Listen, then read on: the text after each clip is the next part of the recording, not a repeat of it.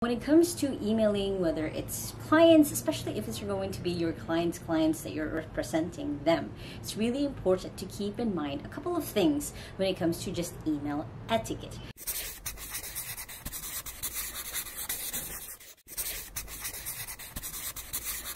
Hey there, welcome back to my YouTube channel. Now, my goal set at this video is to walk you through the process of how to show up the best way when it comes to emailing as a virtual assistant. Now, if this is your first time on my channel, my name is Lai Lacaba.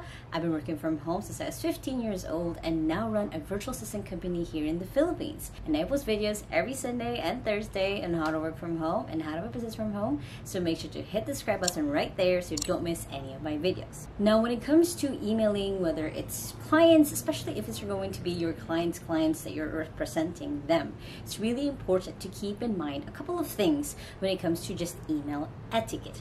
Now, what is email etiquette and why is it important? Basically, email etiquette is just a way for you to just have a good checklist of what are the things to keep in mind before I hit send on this email. It's just a professional way to show up, again, especially if you're going to be emailing in behalf of your client. Again, it's important because first, you'll come off as just more professional. It's also a really great way to avoid the spam folder. So if you're someone right now who's applying for jobs, it's also a really great way to just like skip that. You also just get a higher reply rate. What that means is you're just able to get people to respond to emails, especially if you're going to be doing lead generation for your client. So what are the best practices when it comes to handling either your own email or your client's email? Here are a few tips.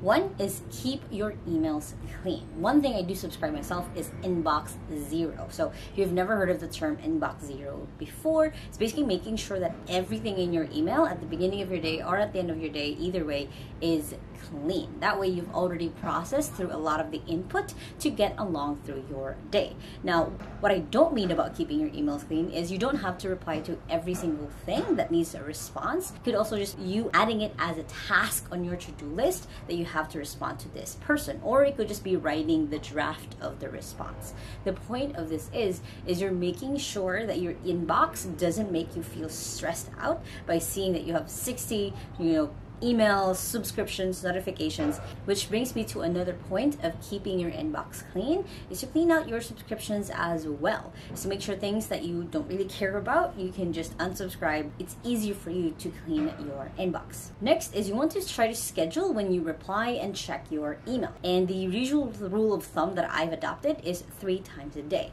So I do this at the beginning of the day, the middle of my day right before I go to lunch, and also at the end of my day as I'm wrapping everything up.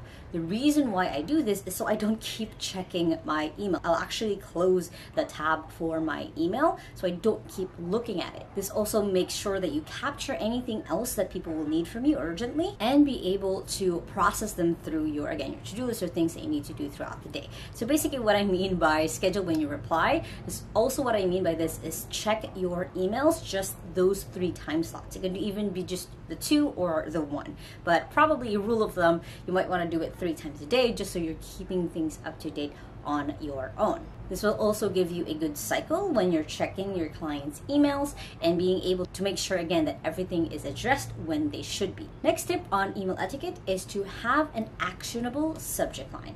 What I mean by this is when you're writing out the subject line for your email is you are writing it where there is a to-do here.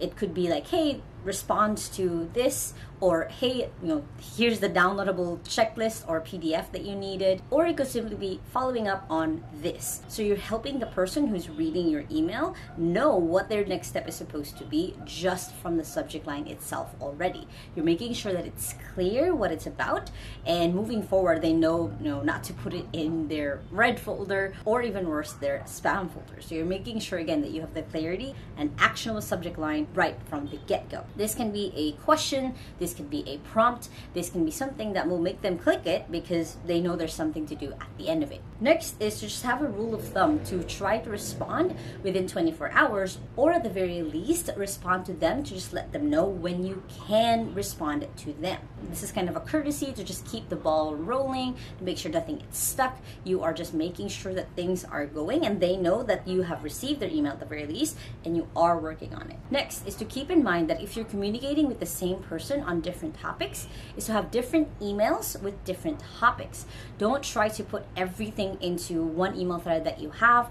Make sure to separate them out as best as you can. That way you guys don't get confused on what you guys are talking about. And this is also a really good rule of thumb if you're chatting people through like Slack or other channels, is to just make sure to keep that thread clean, so again you don't crossover. You don't like, oh yeah, what were we talking about again? So making sure that you keep in mind of like, you label, okay, this is this conversation, this is that conversation, with when it comes to emailing with the same person. Next tip is hyperlink. What I mean by this is when you're sending out links, the person who's going to be receiving this email is to make sure that you hyperlink instead of putting in the whole link right in the email. The reason why you want to do this is, one, it makes it just look clean basically. Two, it's easier to click. You can say click here for this link, and then it, hyperlinks and goes to the main link. And also it makes you, again, easier for you to skip the spam folder because you're not sending out too many links. You're just putting, okay, this is the hyperlink of the thing that you need to look at. Next tip, and this is an important one, is to check the recipients. Make sure that it's actually going to the person that you're going to be sending it to. I have made this mistake myself before, where I didn't double check sending an email to someone and I sent it to this one person, but the other person who was also important to send that to didn't get it. So again, double check the recipients. One of the things that I'll even do is when I'm composing the email, I won't add the recipients just yet. I'll add them later after I made the email, so then I'm double checking that part as well. Next is to make sure you double check your grammar. There's a lot of really good tools out there. You can use tools like Hemingway, Grammarly, so you can just run your email through them before you're hitting send. This is just a really good rule of thumb to make sure that you're sending quality emails to the person that you're supposed to be sending it to. You don't want them to respond back with like red marks of like, hey, I think you said this wrong. Another way that you can double check your grammar is to read the email out loud and see if it's actually conversational, if it makes sense for you, and if it sounds a little bit wrong, then run it through your grammar checker. Next, and this is another big one, is double check attachments.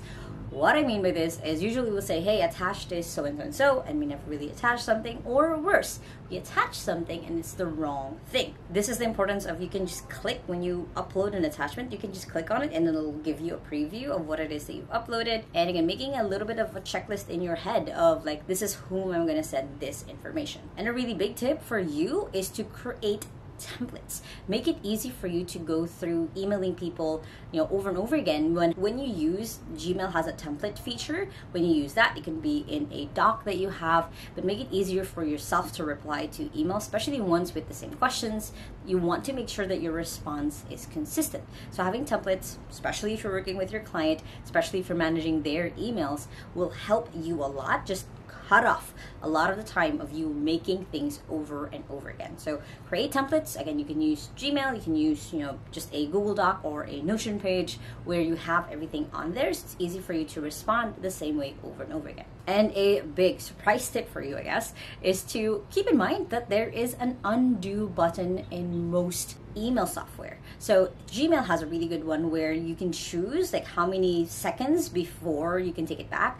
I think the average is about 5 seconds, so you can click undo just in case that you sent something wrong, just in case you weren't able to double check everything else or something else popped up. You can set this up in your settings because again, this will just help you just not stress out or send out like, hey, I'm sorry I sent you that wasn't supposed to be for you email. The main point of just email etiquette is just making sure that you are kind of following a set of standards for yourself, again, especially if you're working with your client. Now, if you guys like this video, make sure to hit the thumbs up button right there and comment below what other tips do you have on email etiquette. I would love to know. And if you still haven't yet, make sure to hit the subscribe button right there so don't miss any of my videos every Sunday and Thursday on how to work from home and how to have a business from home, which you guys can check out those two playlists right here and the latest video right here. I hope you guys have an awesome day, and remember that small steps matters, and I'll see you in the next video. Bye!